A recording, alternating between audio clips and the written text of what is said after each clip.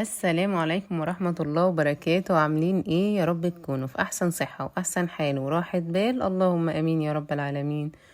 تعالوا بقى النهاردة هنبدأ يومنا كده، حبة بخور تروق علينا كده وتعطر البيت كله، ونبدأ كده يومنا ونشوف ايه اللي ورانا. وقومي شوفي كده كل اللي وراكي، اشربي لك حاجة كده انت تفوقك نفسك فيها. يعني ايه، روقي على نفسك كده عشان تعرفي تروقي على بيتك وعيالك وجوزك، وتشوفي كل الامور اللي وراكي. لان انا عارفة طبعا ان كل اللي ورانا يعني الحمد لله هم ما يتلم، مذاكرة، دروس، ترويق، مسح، غسيل.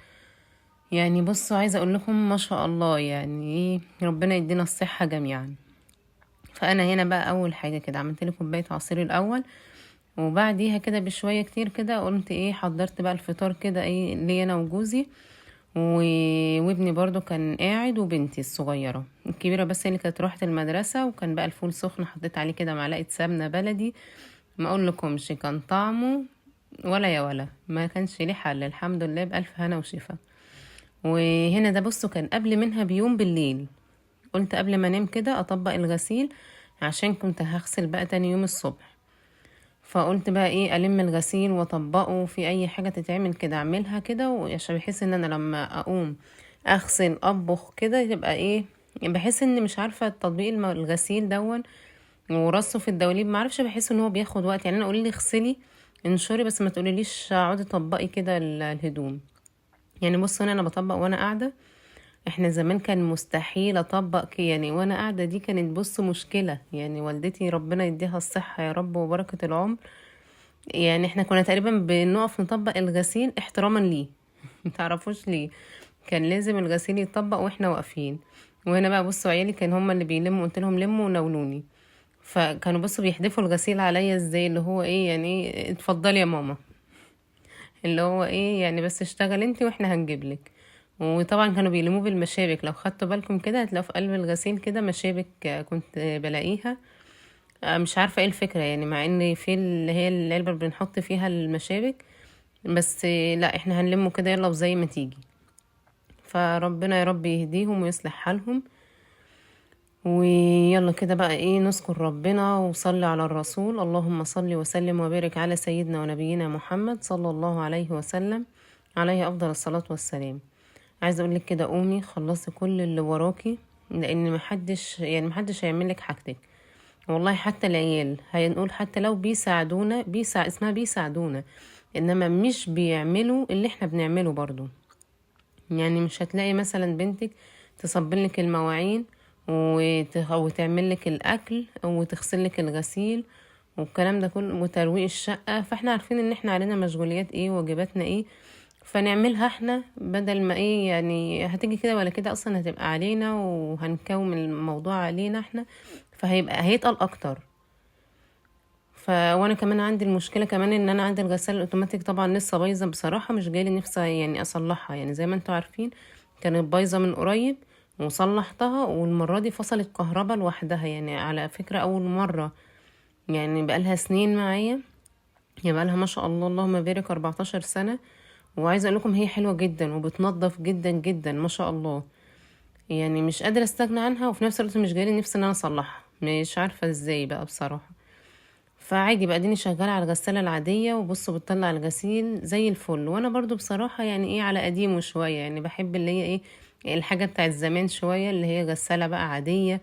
اللي هو مثلا الحاجات اللي هي بتاعت زمان كده زي ما انتوا عارفين.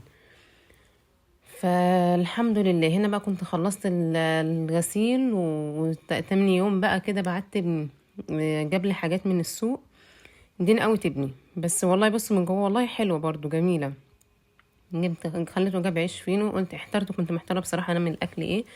فبعت له جاب عيش فينو، كابوتشايه. بصوا القوطه والله منقيه برضو ما شاء الله حلوه، بس طلع من تحت فيها برضو مش حلوه قوي. بس لا والله ما شاء الله عليه، يعني عشان كده بقول لكم والله عودوا عيالكم يساعدونا احسن من لما ما يعملوش خالص. وجاب خيار مخلل، انتوا تعرفوا دلوقتي انا هعمل اكله ايه. وده كنت جايباه وشايلاه في التلاجة. بصوا ده كان ب10 جنيه تقريبا كريسبي، وب10 جنيه اللي هو فيجيتار حراق، و5 فيجيتار بارد. كان تقريبا كان كده.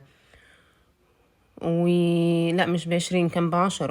يعني اللي هو قلت ايه هجيب كده حاجات بسيطة، وجبت توم باودر، بصل باودر، بهارات فراخ.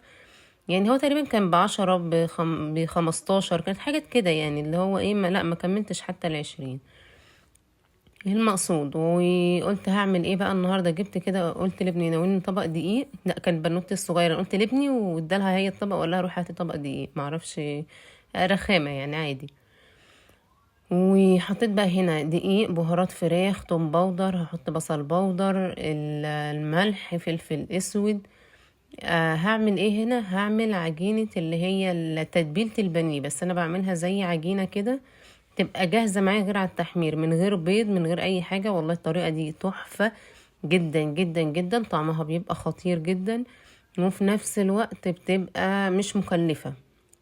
يعني ولا هبشر بصل، ولا هستخدم بيض، ولا هحط لبن ولا زبادي ولا الحاجات دي كلها.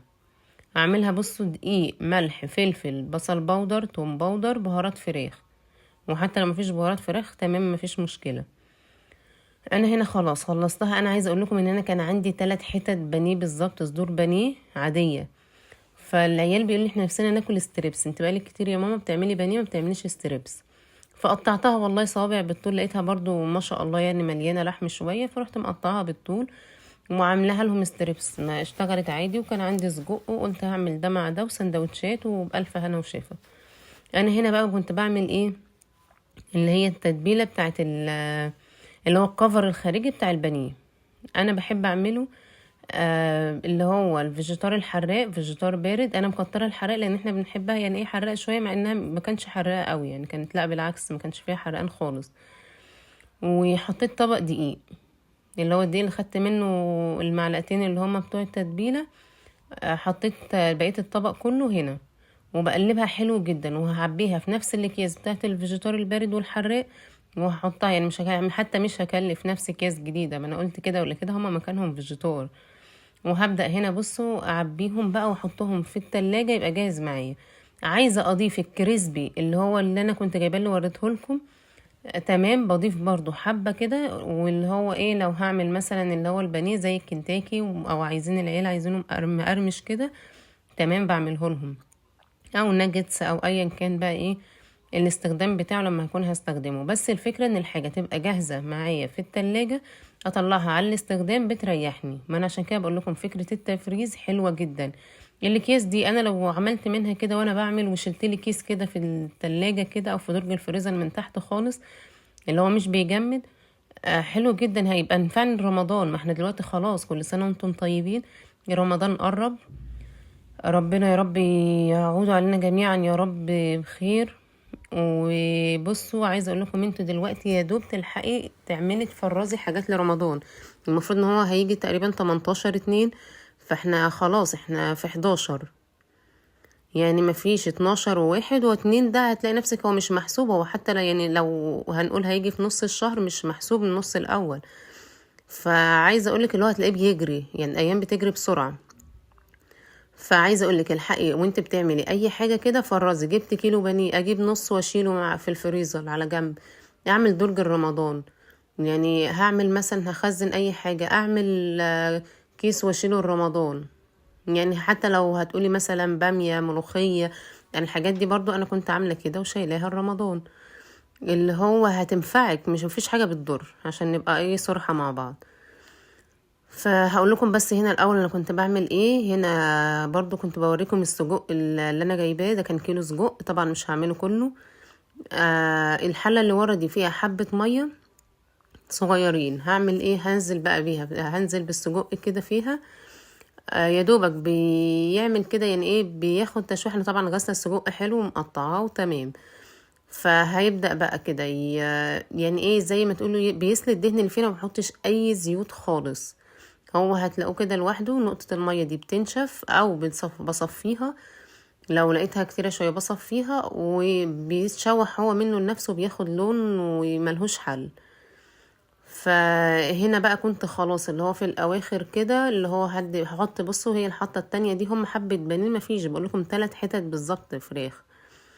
وهنا كان السجق بقى كده اللي هو ايه اللي هو خلاص يعني هياخد لون كده في الاواخر، كان بصوا المية كنت صفيت من عليه حبة مية، ودي كانت الأكلة بتاعتنا النهاردة. يعني بصوا حبة سندوتشات كده ملهمش حل. واعملي بنصيحتي كده والحقي فرازي رمضان، الوقت بيجري. كل سنة وانتم طيبين. وده كان الفيديو بتاعي النهاردة، يا رب يكون عجبكم. وما تنسونيش كده بقى باللايك كده والاشتراك في القناة عشان تكبر بيكم، واشوفكم ان شاء الله في فيديو جديد.